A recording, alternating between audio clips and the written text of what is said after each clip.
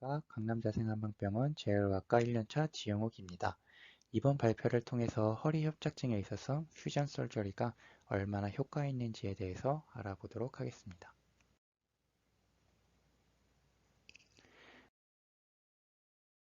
먼저 이 논문이 쓰여진 저널과 작성한 저자에 대해서 살펴보고 애스트랙과 인트로덕션에 대해서 살펴보고 메소드, 리저치, 디스커션, 컨클루전에 대해서도 살펴보도록 하겠습니다.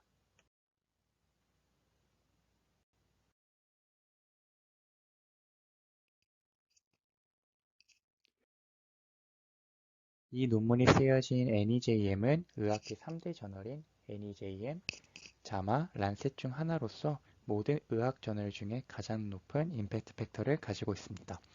또한 국제학술지의 신뢰도를 평가하는 미국 SCI의 심혈관계 분야 평가에서 수년째 1위를 차지하고 있는 저널이며 2019년도 임팩트 팩터는 74.699입니다. 제1저자는 피터 폴스로 옵살라 대학에서 정형외과 분야의 수술과학을 전공했으며 교신 저자인 길피 올러슨과 프레드릭 보르스톰은 칼로린스카 기관에서 관리, 윤리, 정보 등을 담당하였습니다.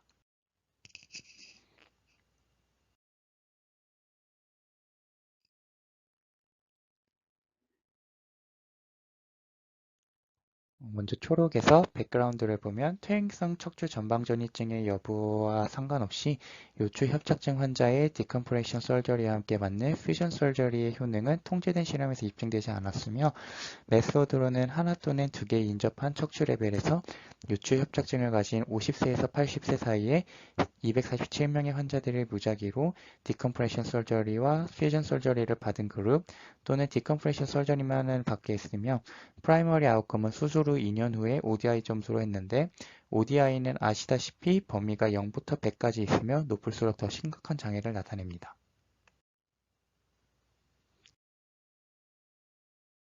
결과적으로 2년의 ODI 평균 점수 또는 6분 걷기 테스트 결과에서는 두 그룹 간의 큰 차이는 없었으며 5년 후 팔로우업에서도 두 그룹 사이에서 그룹 간의 임상적인 결과를 나타내는 중요한 차이가 발견되지 않았습니다.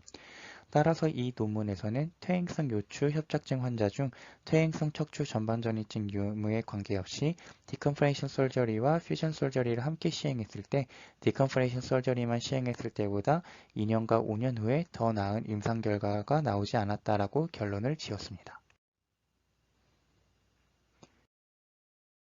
다음으로 서론을 살펴보면 협착증은 척추 수술의 가장 흔한 징후이며 연구 결과 선택된 환자에 있어서는 수술적 치료가 보존적인 치료보다 더 성공적이라는 것이 밝혀졌고 디컴프레션 설저리 후에 나타날 기형과 불안정성에 대한 위험 가능성을 최소화하려는 의도와 함께 퓨전 설저리를 점차 함께 시행해 왔는데 최근 몇 년 동안 미국에서 협착증으로 수술 치료를 받은 환자들 중 약 절반이 퓨전 설저리를 받았습니다. 또한 많은 척추 외과 의사들은 퇴행성 척추 전방전이증을 퓨전 설저리의 필수 지표로 보고 있고 미국에서는 퇴행성 척추 전방전이증을 가지고 있는 환자의 96%가 디커퍼레이션 설저리에 추가로 퓨전 설저리를 함께 받았으며 디커퍼레이션 설저리 혼자 받는 것보다 퓨전 설저리를 함께 받는 것에 대한 이점에 대한 근거는 약하지만 이 연구의 목적은 퓨전 설저리를 함께 시행했을 때 2년이 지난 후 얼마나 더 나은 임상적 결과를 얻었는지를 조사하는 것이었습니다. 메소드를 살펴보면 먼저 포함 기준과 제외 기준을 살펴보면 한 개나 양쪽 다리에 가파인과 함께 요통이 있어야 하며 바스는 30 이상 그리고 MRI상 L2부터 사크론까지 한 개나 두 개 인접한 스테노틱한 분절이 있어야 했으며 6개월 이상 증상이 있어야 했고 동의를 받아야 포함 기준에 해당했습니다. 제외 기준은 척추증, 퇴행성 측만증, 코프스 앵글이 20도 이상, 그리고 과거의 협착증 또는 불안정성으로 인한 요초 수술, 퇴행성이 원인이 아닌 협착증, 디스크로 인한 협착증, 그리고 암이나 신경정애 같은 특정한 허리 상태, 압박골절, 정신과적인 질환 등이 있었습니다. 환자들은 무자기화를 겪기 전에 퇴행성 척추 전방전이증에 대한 평가를 받았고 수술 전 퇴행성 전방전이증에 대한 평가는 기존 평범한 컨벤셔널 라테랄 라디오그래프 촬영법을 사용하였지만 플렉션 익스텐션 라디오그래프는 사용하지 않았고 퇴행성 척추 전방전이증은 아래에 있는 추체보다 적어도 3mm 정도 추체가 앞으로 미끄러졌을 때라고 정의했습니다.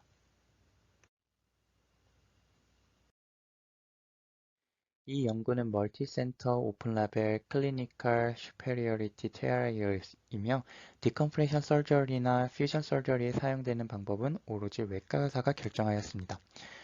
랜덤화 과정을 살펴보면 먼저 358명의 환자를 모집해서 그 중에 59명은 포함 기준을 만족 못하였고 52명은 참가를 거절하여서 총 111명이 제외되었습니다.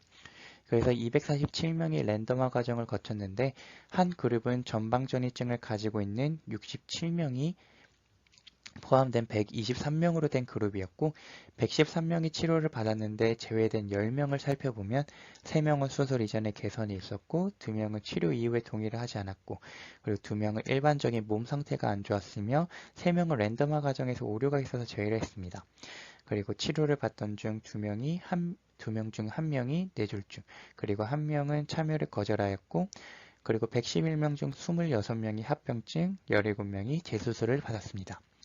다른 124명으로 이루어진 그룹을 보면 전방전이증을 가지고 있는 68명이 있고 4명 중 1명은 수술 이전에 개선이 있었고 1명은 치료 이후 동의를 안 했고 2명은 일반적인 몸 상태가 안 좋아서 제외가 되었고 치료 진행하던 중 2명은 죽었고 1명은 치매가 있어서 제외되었습니다.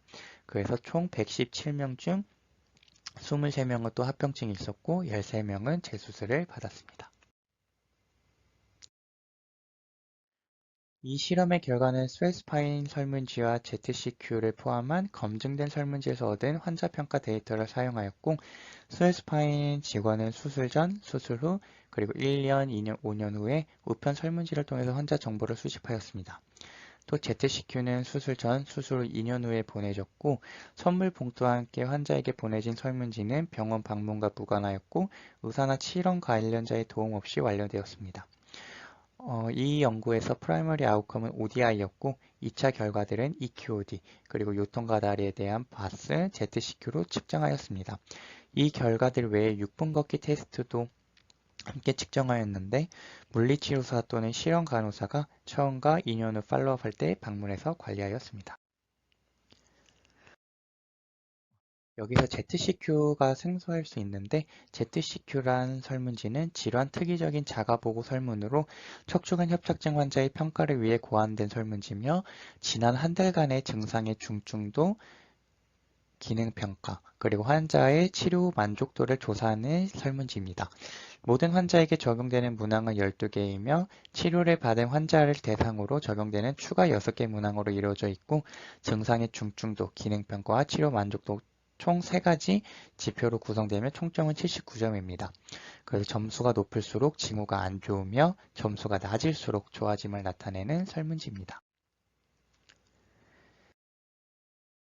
그래서 ZCQ와 6분간의 걷기 테스트 결과를 재행하고 분석을 위한 데이터는 모두 스웨스파인에서 수집했고 CT는 수술 직후에 촬영하였고 2년 후에는 MRI, CT 그리고 컨벤셔널 라테랄 라디오그래프 촬영을 하였습니다. 이러한 영상 연구 결과는 아직 평가되지 않아서 이 보고서에서는 논의되지 않았으며 건강 경제 평가를 위한 데이터는 스웨스파인과 관련이 없는 특수 설문지를 통해 수집되었습니다. 그리고 EQOD 점수는 수술 직후 그리고 수술 후 1년, 2년 후 삶의 질을 평가하는 데 사용되었고 직접 및 간접적인 환자의 비용에 대한 데이터에는 의료진 방문 횟수, 의료진의 사용 현황, 병가, 노동력 참여, 약물 사용, 입원 기간, 개인 지출 비용 등 이런 것들이 사용되었고 임상시험 규정에 따라 환자 비용에 대한 데이터는 2년 후에는 수집되지 않았습니다. 이 논문에서는 전반전이증이 있는 퓨전 그룹, 전반전이증이 있는 디컴프레션 언론 그룹, 그리고 전반전이증이 없는 퓨전 그룹, 전반전이증이 없는 디컴프레션 언론 그룹에서 각각 최소 40명의 환자가 있어야 적어도 유의 수준 0.05의 치료 그룹에서 12.5 ODI 점수의 차이를 발견할 때 80%의 검정력을 가질 수 있다고 계산했습니다. 펄 프로토콜 어널리시스였던 1차 분석에는 배전된 수술을 받고 2년간의 후속 조치를 완료한 환자들이 포함되었으며 스튜던트 T-테스트를 사용하여 두 치료 그룹 간의 차이를 분석했습니다. 또한 건강경제평가에서 연령, 성별, 그리고 요통과 다리 통증에 대한 바스, ODI, EQOD 점수 등 5가지 미싱 데이터를 추정하기 위해 복수의 임퓨테이션을 사용하였고, 나이와 성별과 요통과 다리 통증에 관한 바스 점수와 그리고 ODI와 EQOD가 포함된 건강경제평가 값은 6개월 추적 결과 환자의 30%에 대해 임퓨트되었고 1년 후에는 33%, 그리고 2년 후 후속 조치에서는 14%가 임퓨트되었습니다.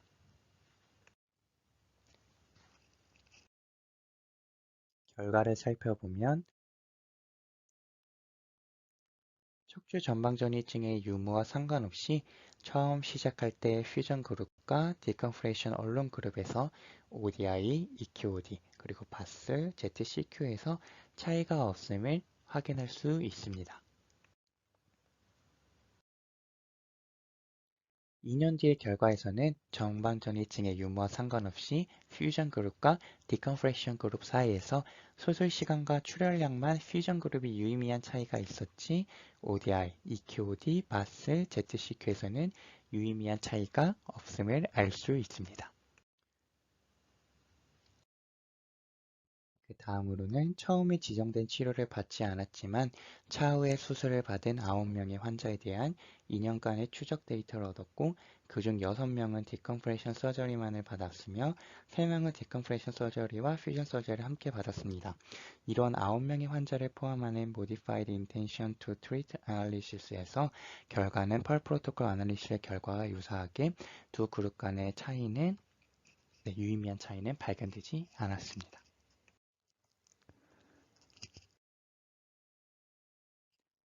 5년 후 팔로업 과정에서도 환자가 보고한 ODI, EQOD, 그리고 바스 결과값 중 어느 하나에서도 퓨전 그룹과 디컨프레션 언론 그룹 사이에 유의미한 차이는 없었고 척추 전방전이증이 있는 환자와 없는 환자들 간에도 유사했습니다. 앞에서도 살펴봤던 부작용과 재수술에 대해서 살펴보면 경막의 손상은 퓨전 그룹에서 12명, 11%, 디컨프레이션 언론 그룹에서 13명, 11%에서 발생했고 수술 후 항생제로 치료하되 상처의 데브리드먼트와 같이 재수술할 필요 없이 항생제로 치료하는 수술 이후 상처 감염은 퓨전 그룹에서 11명, 10%, 디컨프레이션 언론 그룹에서 5명, 4%에서 발생했습니다. 그리고 심근경색 뇌졸중 또는 혈전증은 퓨전 그룹의 환자 3명, 3%, 그리고 디컴프레션 언론 그룹의 환자 5명, 4%에서 발생했고 2015년 10월 말 이전에 허리 척추 수술을 추가로 받은 환자 비율은 퓨전 그룹에서 22%, 디컴프레션 언론 그룹에서는 21%였습니다. 각 과정의 평균 직접 비용, 주로 수술을 포함한 병원비는 추가 수술 시간, 입원 기간 연장, 임플란트 비용 등으로 인해 디컴프레션 언론 그룹보다 퓨전 그룹에서 $6,800 정도 높았지만 간접 비용은 두 치료군에서 비슷했습니다. 네. 여기를 보시면 입원 기간에 퓨전 그룹에서 유의미하게 높았음을 알 수 있습니다. 이제 디스커션을 보면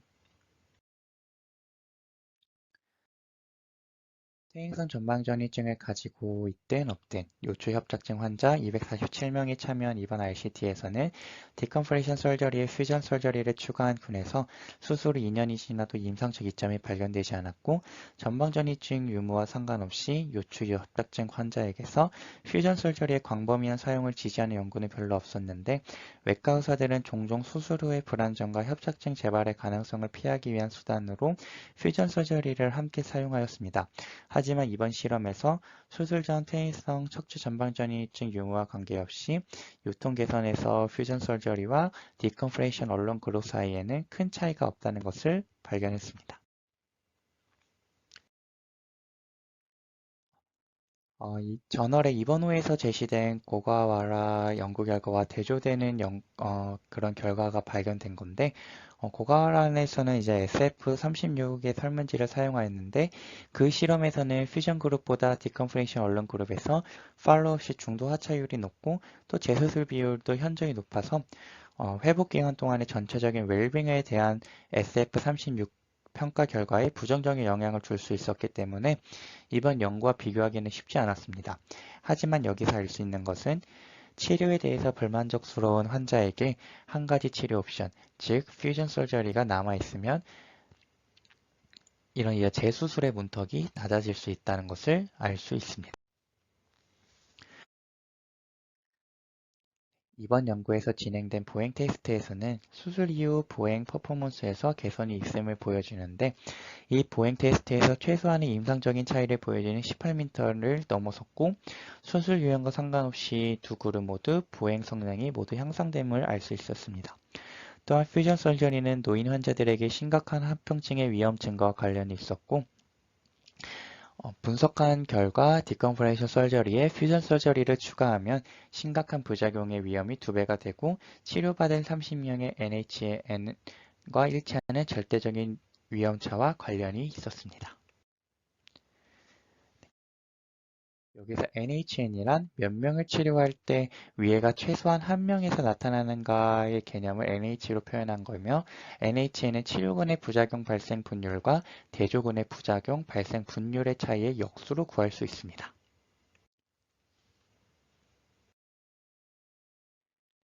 디컴프레션 설저리에 퓨전 설저리까지 추가되면서 수술비와 입원비 등 직접 병원비가 크게 늘었지만 2년간 간접비는 늘지 않았고, 디컴프레션 설저리와 퓨전 설저리에 비해 디컴프레션 설저리만 사용했을 때 환자 1인당 치료 비용이 낮아지는 것은 물론 수술 시간 단축과 입원 등의 결과로 서지컬 카파시티를 완화해 자원을 절약할 수 있었습니다. 불안정성의 징후를 식별하기 위한 입증되고 신뢰할 수 있는 영상 연구가 아직 부족한데, 퇴행성 전방전이증 진단을 확립하기 위해서 수술 전 촬영한 MRI를 보완하기 위해 컨벤셔널 라테럴 라디오그래피를 사용하였습니다. 이 외에 다른 사용 가능한 진단 도구는 플렉션 익스텐션 라디오그래피였는데, 많은 오류가 발생함을 알 수 있습니다. 이는 플렉션 익스텐션 라디오그래프를 사용하지 않고 컨벤셔널 라테럴 방사성 촬영을 사용하는 것이 이번 실험 결과를 왜곡하지 않는 것을 강력하게 의미를 한다고 합니다. 결론을 살펴보면, 퇴행성 척추 전방전이증의 유무와 상관없이 하나 또는 두 개의 인접한 요추 협착증을 가진 환자에게서 퓨전 설저리와 디컴프레션 설저리를 함께한 구는 디컴프레션 설저리만 했을 때보다 우수한 임상 결과를 가져오지 않았다는 결론입니다. 경청해 주셔서 감사합니다.